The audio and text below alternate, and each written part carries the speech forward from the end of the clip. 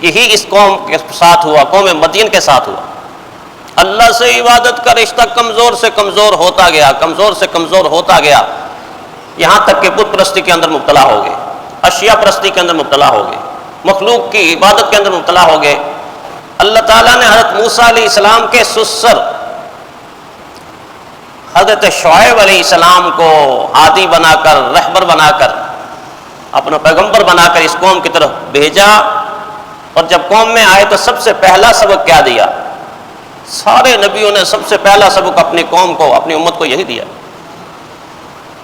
وَإِلَىٰ مَدْيَنَ أَخَاهُمْ شُعَيْبًا، اللہ فرماتے ہیں ہم نے قوم مدین کی طرف حضرت شعیب علیہ السلام کو بھیجا۔ قَالَ يَا قَوْمِ اعْبُدُوا اللَّهَ مَا لَكُم مِّنْ إِلَٰهٍ غَيْرُهُ، يَا قَوْمِ اعْبُدُوا اللَّهَ مَا لَكُم مِّنْ إِلَٰهٍ غَيْرُهُ، یہاں 5 نبیوں کا ذکر ہے اور جملہ ایک ہی دہرایا جا رہا ہے، ہر نبی اپنی امت کو مَا لَكُم مِّنْ إِلَٰهٍ غَيْرُهُ، يَا قَوْمِ اعْبُدُوا اللَّهَ مَا لَكُم مِّنْ إِلَٰهٍ غَيْرُهُ، اے میری قوم اللہ کو چھوڑ کر غیر اللہ کی پوجا اور پرستش کیوں کرتے ہو؟ غیر اللہ کی پوجا اور پرستش کیوں کرتے ہو؟ بنیادی اینٹ ہل جاتی ہے، اللہ کی وحدانیت، اللہ کی توحید، اللہ کی یکتائی کی اینٹ جب یوں ہلتی ہے تو پھر دین اور شریعت کی جو عمارت ہے وہ یوں ڈگمگانا شروع ہو جاتی ہے، یوں ڈگمگانا شروع ہو جاتی ہے، اس لیے کہ کھڑی ہی اس بنیاد پہ ہے۔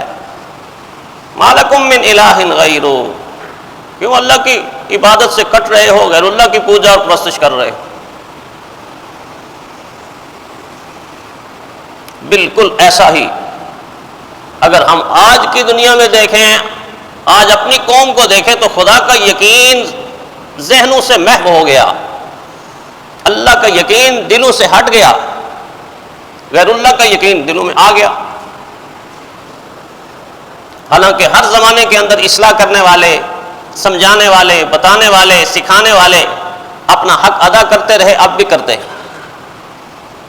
لیکن قوم جب رسم و رواج میں اتر آئے، قوم جب فرسودہ نظاموں کے اندر اتر آئے تو قوم کے ذہنوں کے اوپر جالے لگ جاتے اور عقل کے اوپر تالے لگ جاتے۔ پیر میرے علی شاہ رحمۃ اللہ علیہ کتنا بڑا نام ہے، کتنا بڑا نام ہے،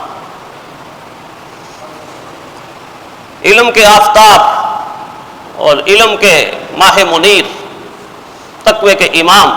ولایت کے امام، ان کے پوتے پیر نصیر الدین شاہ رحمۃ اللہ علیہ کی قبر پر کروڑیں رحمتیں برسائے۔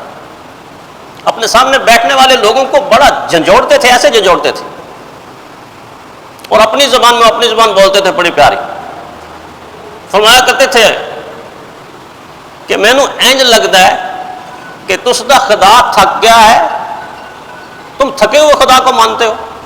کہ اللہ تعالیٰ دے دے دے دے کہ اب تھک گیا ہے تو اب تھوڑی دیر کے اللہ تعالیٰ کو چھوڑ دیتے ہیں اور اللہ کے مخلوق سے مانگنا شروع کر دیتے ہیں۔ مینوں انج لگتا ہے کہ تس دا خدا تھک گیا ہے، حالانکہ وہ خود کہتا ہے وَلَا يَعُودُهُ حِفْظُهُمَا وَلَا يَعُودُهُ حِفْظُهُ، میں کیسے تھکوں، میں تو زمین و آسمان اور جتنی کائنات ہے، میں ان ساری کی ساری کائناتوں کے نظاموں کو سنبھالنے میں، چلانے میں کبھی تھکتا نہیں ہوں۔ جو تھکتا ہے وہ خدا نہیں ہوتا، میں نہیں تھکتا۔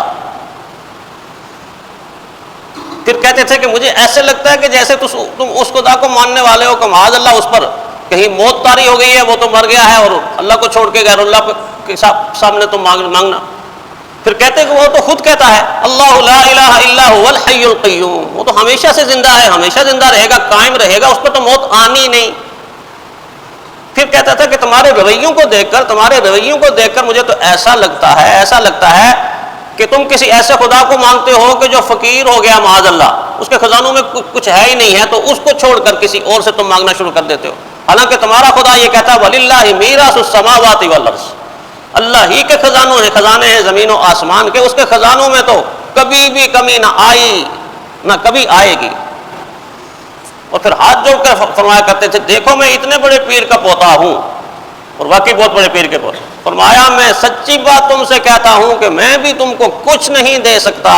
اگر کر سکتا ہوں تو یہ کر سکتا ہوں کہ اللہ سے دعا کر سکتا ہوں، اللہ سے دعا کر سکتا ہوں۔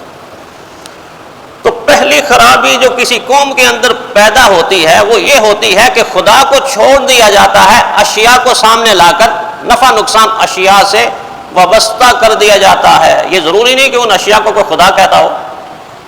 خدا کہنا ضروری نہیں، خدا والا معاملہ آپ کسی کی چیز سے کریں گے تو گویا آپ اس کو خدا مان لیں گے، جب قرآن حکیم کی آیت اتری تھی نا، اتخذوا احبارهم ورهبانهم اربابا من دون اللہ، ان اہل کتاب کو کیا ہو گیا ہے کہ یہ اپنے مذہبی پیشواؤں کو اور روحانی پیشواؤں کو اللہ کو چھوڑ کر ان کو خدا مانتے ہیں۔ تو لوگ حضور صلی اللہ علیہ وسلم کی خدمت میں آ کر اعتراض کیا تھا کہ اللہ کے نبی، آپ کہتے ہیں میں اللہ کا نبی ہوں، اور دوسری طرف سے یہ آیت سنا رہے ہیں کہ یہ اہل کتاب اللہ کو چھوڑ کر اپنے مذہبی پیشواؤں اور روحانی پیشواؤں کو خدا مانتے ہیں، ہم تو کسی کو خدا نہیں مانتے، یہ کیسی کتاب ہے؟ تو پیارے پیغمبر صلی اللہ علیہ وسلم تفسیر سمجھائی کہ خدا کہنے سے کوئی خدا نہیں بنتا، خدا والا معاملہ اگر کسی چیز سے کیا جائے تو وہ خدا بن جاتا ہے، وہ خدا بن جاتا ہے۔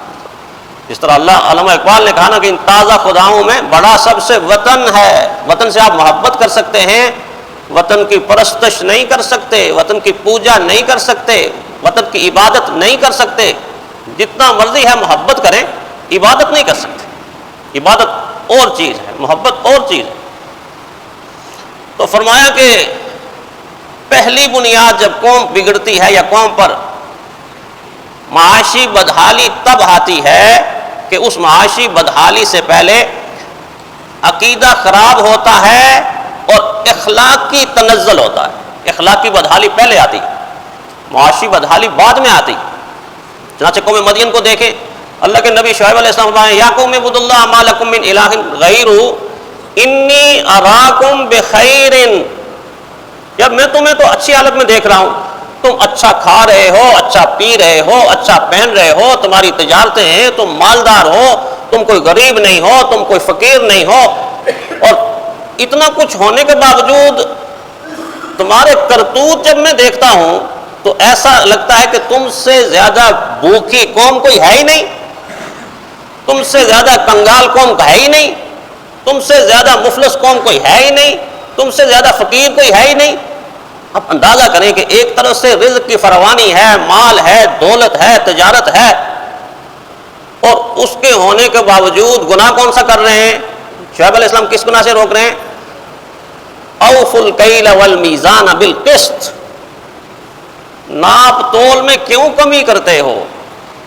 ناپ تول میں کیوں کمی کرتے ہو؟ ناپ تول میں کمی چھوڑ دو۔ اس کا مطلب یہ ہے کہ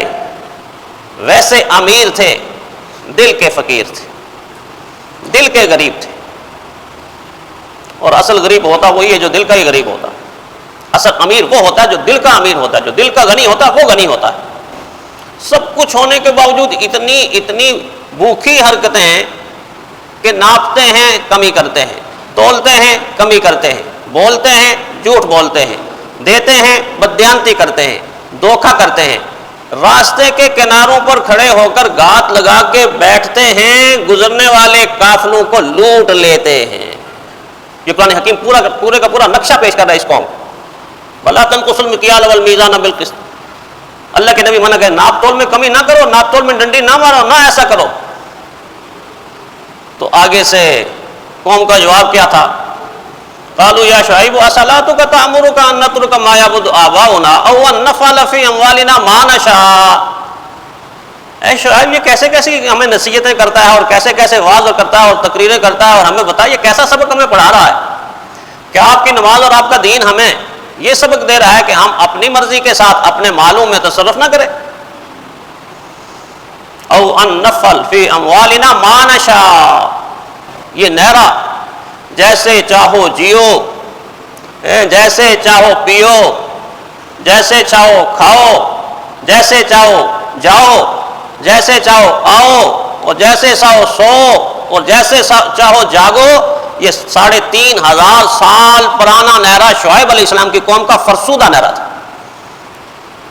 یہ اس نعرے میں سے آج ایک جملہ جو آپ سنتے ہیں سال میں ایک دفعہ، کچھ بیرا روی کا شکار بیچاری خواتین سڑکوں پہ آ کے کہتی ہیں میرا جسم میری مرضی، اس وقت کا فرسودہ نعرہ ہے۔ آج تو صرف جسم کے بارے میں وہ کہتی ہے نا، اس وقت وہ کہتے تھے میرا مال میری مرضی، میری تجارت میری مرضی، میری دکان میری مرضی، میری ملازمت میری مرضی، میری زندگی میری مرضی، میرا عہدہ میری مرضی، میرا منصب میری مرضی۔ وہ ہر چیز کے بارے میں یہی کہتے ہیں، یہ میری مرضی، میری مرضی۔ انبیاء کیا سکھاتے تھے؟ نہیں، میری جان اللہ کی مرضی، میرا جسم اللہ کی مرضی، میری دکان اللہ کی دین، میری ملازمت اللہ کی مرضی، میری حکومت اللہ کی مرضی، دین اس کے بالکل برخلاف سکھاتا ہے، برعکس سکھاتا ہے۔